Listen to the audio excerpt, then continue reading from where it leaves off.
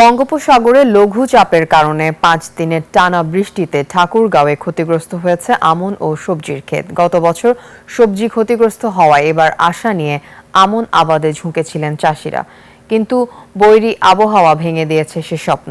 ঠাকুরগাঁও প্রতিনিধি এস.এম. জসিমউদ্দিনের তথ্যচিত্রে ডেস্ক রিপোর্ট।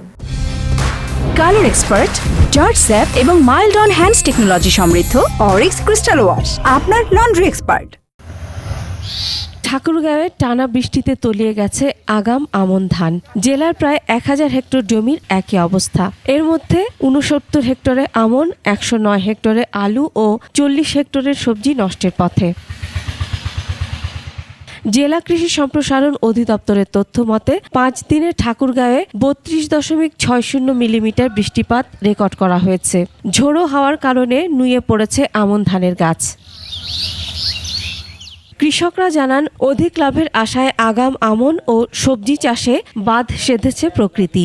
সার, বীজ, কীটনাশক সহ 1 বিঘা জমিতে প্রায় 1 লাখ টাকা খরচ হয়। বর্তমান পরিস্থিতিতে আবাদের খরচ উঠবে কিনা তা নিয়ে দুশ্চিন্তায় তারা। 3-4 দিন হাতে বৃষ্টি আসতেছে আমাদের এদিকে, ধান কিন্তু আমাদের অনেকগুলা নষ্ট হয়েছে। ধান পড়ে গেছে, এখন বে উপায়ে কাটে এনে খিলাচ্ছে গরু, ধান তো নাই।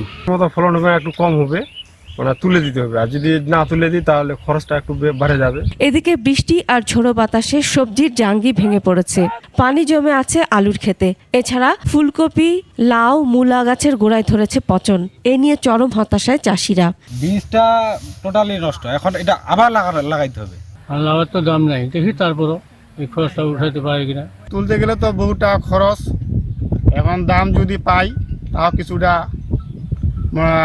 হাতে আসবে, কিছুটা লস আমাদের পূরণ হবে।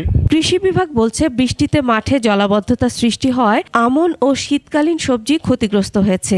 এতে ফলন কমার পাশাপাশি কৃষক ন্যায্য মূল্য পাবেন কিনা তা নিয়েও শঙ্কা দেখা দিয়েছে।